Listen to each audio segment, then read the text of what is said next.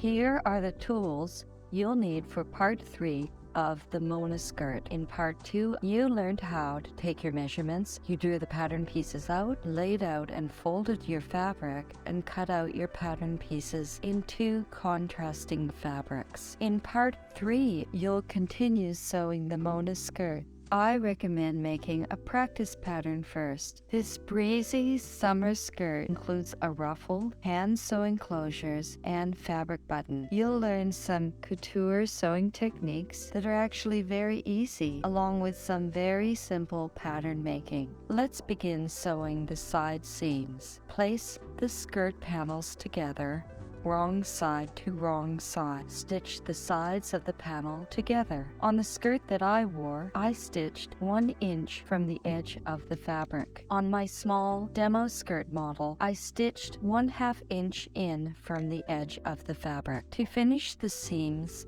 open them up and stitch a zigzag stitch along the edge, or you can overlock the edge. This is what it should look like when you're done.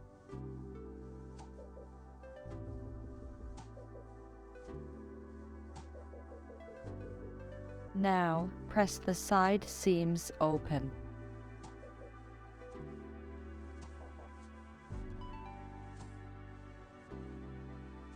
Let's begin gathering the skirt. To do this, set your sewing machine on the widest stitch. Before you begin sewing, leave a long tail of the bobbin thread and upper thread. Later, you will pull this long tail to create the gathers. Stitch a gathering line to the upper skirt piece 1 inch from the edge of the fabric. Stitch along the entire top edge of the skirt panels.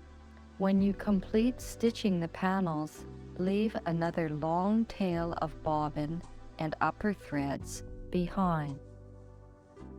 You will need to pull these threads to create the gathers. To create gathers, pull one of the long tail pieces on the right and left sides of the panels. Push the gathers along evenly. Continue pulling in and pushing the gathers along until you have finished gathering the top section of the skirt panels. You can see how I did this gathering technique on my small demo skirt, and you can see how I demonstrate the gathering on the skirt that I wore. Start by pulling in a little of the gathering and then secure your thread.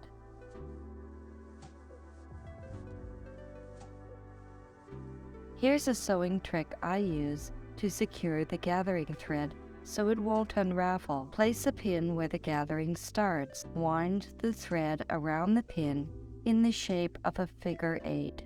This will keep your thread from unraveling while you're pulling in your gathers. You can see how the waistband will be pinned to the gathering at the top of the skirt, and how we'll create a closure at the side of the skirt.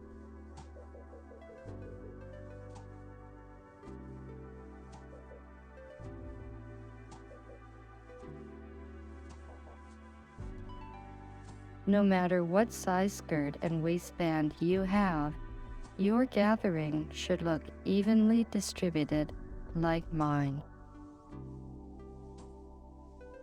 Try the skirt on to see that you have pulled the gathering in correctly for your waist measurement.